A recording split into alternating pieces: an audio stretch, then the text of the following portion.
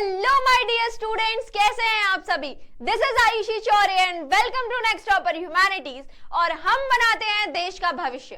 तो आज मैं आपके लिए एक और रैपिड रिवीजन लेकर आई हूं, जो है क्लास 11th हिस्ट्री का थर्ड चैप्टर नोमैडिक एम्पायर के बारे में। अब इस चैप्टर को पढ़ के अब से आपसे जो भी क्वेश्चन एग्जाम में पूछने वाले हैं वो आपसे 101% बनने ही बनने वाला है। तो फटाफट चलिए इस चैप्टर को आपके एग्जाम पॉइंट ऑफ व्यू से रिवाइज कर लेते हैं। अगर हम बात करें नोमैडिक्स की, तो नोमैडिक एम्पायर जो है वो 13 टू 14 सेंचुरी के टाइम पीरियड में एग्जिस्ट करता था। अगर इनके सोसाइटी के नेचर की बात करें तो ये नोमैडिक सोसाइटीज हुआ करती थी, जिनका सोशल और जो इकोनॉमिक ऑर्गेनाइजेशन था वो काफी सिंपल होता था, ट्राइबल इन नेचर हुआ करता था। अब अगर इनके ज्योग्राफिकल लोकेशन की अगर हम बात करें तो ये एक ट्रांस कॉन्टिनेंटल एम्पायर है जो कि एशिया और यूरोप में एग्जिस्ट करता था। इसकी अगर नॉर्दर्न मोस्ट बाउंड्री आप देखें तो साइबेरियन फॉरेस्ट या बेकल लेक हुआ करता था। अगर सदर्न मोस्ट बाउंड्री देखेंगे तो गोबी डेजर्ट, वेस्ट में अल्ताई माउंटेन जो है वो इसकी वेस्टर्न मोस्ट बाउंड्री को बना रहे हैं। साथ ही साथ जो सेलिंगा और जो ओनॉन रिवर है वो यहाँ पे एक ग्रासलैंड का क्रिएशन कर रहे हैं। अब अगर हम देखें इनके सोशल और पॉलिटिकल बैकग्राउंड के बारे में, तो ऑक्यूपेशन में ये लोग दो तरीके के ऑक्यूपेशन किया करते थे। एक होता था पैस्टोरलिज्म, जहां पे ये लोग हॉर्स, शीप्स, गोट्स और कैमल्स के थ्रू पैस्टोरलिज्म की एक्टिविटी को एग्जीक्यूट या परफॉर्म करते थे। वहीं अगर हम बात करें हंटिंग एंड गैदरिंग की, तो यहाँ पे जो साइबेरियन फॉरेस्ट है वहां पे जो नोमैडिक एम्पायर के लोग हैं वो पैस्टोरलिज्म की एक्टिविटी को एग्जीक्यूट करते थे।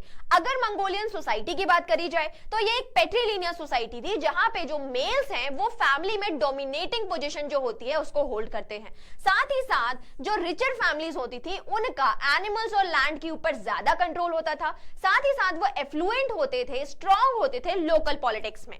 ठीक, फिर अगर हम बात करें आगे चले इस चीज में, तो अगर देखा जाए तो यहाँ पर जो नोमैड्स हैं और सेडेंटरी सोसाइटीज हैं उनके बीच में किस तरीके का रिलेशन होता था। तो यहाँ पे जो नोमैड्स और सेडेंटरी सोसाइटीज हैं वो एक दूसरे के साथ ट्रेड और बार्टर की एक्टिविटीज को परफॉर्म करती थी, जिससे दोनों के लिए म्यूचुअल बेनिफिट होते थे। जो चाइना की सेडेंटरी सोसाइटीज हैं वो इन्हें एग्रीकल्चरल प्रोड्यूस और आयरन यूटेंसिल्स दिया करती थी। वहीं जो नोमैड्स हैं वो हॉर्स, फर्स और जो गेम ट्रैप मतलब कि जो शिकार वो लोग किया करते थे वो बदले में उन्हें देते थे। अब कॉन्फ्लिक्ट की बात करें तो ज्यादातर तो अगर इनके बेटर टर्म्स हैं तो ये दोनों एक दूसरे से इस तरीके का ट्रेड कर लिया करते थे, बार्टर सिस्टम कर लिया करते थे।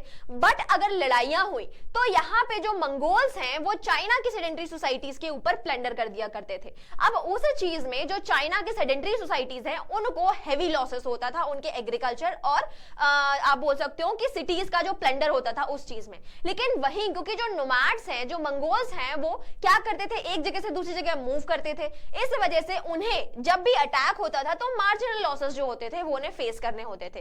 अब इन रैपिड या बोल सकते हो कि फ्रीक्वेंट अटैक्स की वजह से चाइना जो है वो अपने प्रोटेक्शन के लिए फोर्टिफिकेशन करना शुरू किया उसने 8th सेंचुरी में। और यही जो फोर्टिफिकेशन है इसके इंटीग्रेटेड फॉर्म को नाम दिया गया the great wall of China. ठीक है, चलो अब अगर गंगेज खान की बात करें तो भाई गंगेज खान जो है उनका बर्थ हुआ था 1162 में। उसके बाद इनका जो चाइल्डहुड नेम है वो है तेमुजिन, इनके फादर हैं येसुगे और इनकी जो मदर है वो है ओलेनिके और इनके वाइफ का नाम है बोर्ते। साथ ही साथ इनके कई सारे ब्रदर्स और स्टेप ब्रदर्स होते थे जिनके साथ मिलकर इन्होंने एक ऑर्गेनाइजेशन अपना बनाया हुआ था। गंगेज खान ने जब वो आप बोल सकते हो कि उन्होंने अपनी लाइफ की जो अर्ली हार्डशिप है उसको कंप्लीट किया तो बाद में वो एक स्ट्रॉन्ग मिलिट्री लीडर बनकर आए और आसपास के कई सारे लोग को, ट्राइब्स को उन्होंने हराया। तो सबसे पहले उन्होंने हराया तातार्स को, who were the assassinators of his father. Then उन्होंने कैरियार्स ट्राइब के ऊपर अटैक किया, ओंग खान को 1203 में हराया। उसके बाद जो नाइमन सोसाइटी थी उसके ऊपर अटैक किया। बाद में जो जेमुका, जो उनका ब्लड ब्रदर था, अंडा था जिसको वो बोलते थे, उसके ऊपर भी उन्होंने अटैक किया। वहीं अगर हम बात करें मंगोलियन कैंपेन्स की, तो यहाँ पे गंगेज खान की लीडरशिप में कई तरीके की कैंपेनिंग यहाँ पे करी गई है, जो चाइना और साथ ही साथ जो सेंट्रल एशियन वाला पार्ट है उसके ऊपर भी करी गई। ठीक, चलिए अब अगर क्यों भाई जो मंगोल्स हैं वो बाकी की अपनी कंटेम्प्रेरी एम्पायर से या कंटेम्प्रेरी सोसाइटी से अच्छे तरीके से क्या कर सकते हैं, एक्सेल करते हैं, और क्या उनकी ऐसी मिलिट्री स्ट्रेटेजीज हुआ करती थी। तो यहाँ पे मंगोल्स जो है उनके पास हॉर्स राइडिंग स्किल्स काफी अच्छी थी, साथ ही ये रैपिड शूटिंग आर्चर्स थे। जो स्टेपी था उसके ग्रासलैंड में ये बहुत ही आप बोल सकते हो क्विक तरीके से, रैपिड तरीके से ये कैवलरी इनकी हुआ करती थी। उसके बाद ये जो कैंपेनिंग्स करते थे ये हार्श विंटर में करते थे, जब जो रिवर्स होती थी वो फ्रीज हो जाया करती थी, तो उन रिवर्स को ये अपना हाईवे समझ के वहां पे कैवलरी एग्जीक्यूट करेंगे।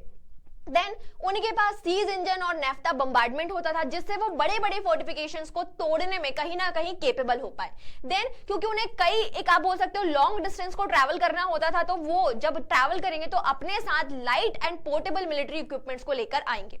अगर आर्मी की बात करें जाए तो मंगोल आर्मी का जो ऑर्गेनाइजेशनल स्ट्रक्चर होता है वो इस तरीके से, सबसे पहले एक सोल्जर होगा, सोल्जर 10 सोल्जर मिलके बनाते थे अरबान, 10 अरबान मिलके जैगुन और 10 जैगुन्स मिलके मिनिबन, और 10 जो मिनिबन है वो एक तरीके से तैमून बनाते थे।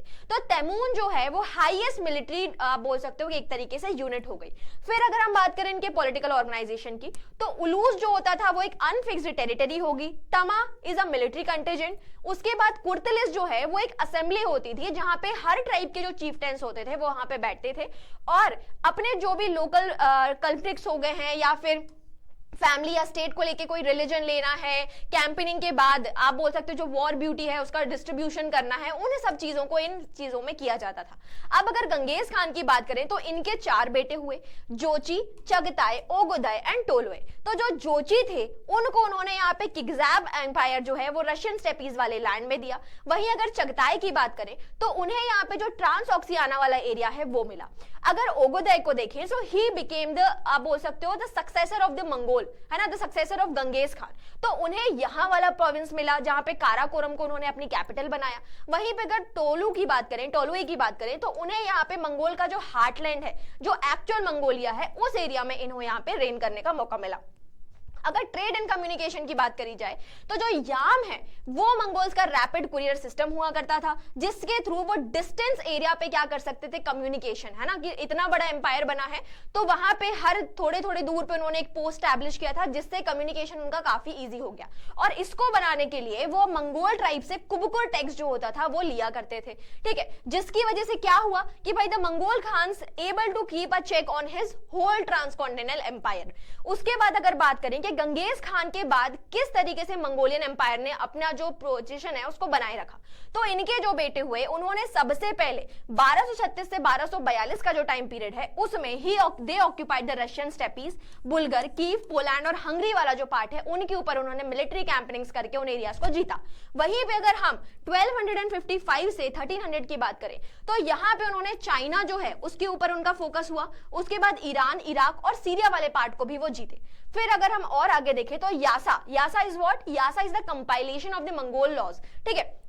तो यहाँ पे मंगोल सोसाइटी के जितने भी कंटेम्प्रेरी ट्रेडिशंस थे उनको जोड़ के एक लॉ बनाया गया, जिसमें बाद में गंगेज खान ने अपने भी कई सारे आइडियाज को इंक्लूड किया, ठीक है। चलो अब लास्ट अगर देखें तो भाई गंगेज खान जो है उनका प्रेजेंट में वर्ल्ड हिस्ट्री में जो हिस्टोरियंस हैं, जो स्कॉलर्स हैं, वो किस तरीके से उनको देखते हैं, तो कई सारे हिस्टोरियंस के लिए इनका नेगेटिव व्यू है, जो इन्हें कॉन्करर समझते हैं या डिस्ट्रॉयर ऑफ सिटीज समझा जाता है इन्हें, या एक ऐसे इंसान जिन्होंने थाउजेंड्स ऑफ लोगों को मारा है, उन एरियाज को प्लंडर किया हुआ है। लेकिन वही अगर हम बात करें मंगोलियंस की, जो प्रेजेंट डे मंगोलिया के लोग हैं, उनके लिए गंगेज खान जो है वो एक लीडर है, वो उनके लिए एक पॉजिटिव एटीट्यूड रखते हैं। उनके लिए ही was the greatest leader of all time who united the different Mongolian tribes and peoples, as well as he protected the Mongols from the Chinese exploitation। उसके साथ साथ वो एक ऐसे आदमी थे जिनकी वजह से मंगोल ट्राइब में क्या हुई, प्रॉस्पेरिटी आई। तो this is all about the revision. I hope you like this lecture. Thank you so much. बहुत अच्छे से पढ़िए। आपके जो भी कमेंट, सजेशन, आइडियाज हैं हमें कमेंट बॉक्स में शेयर करिए। Thank you so much.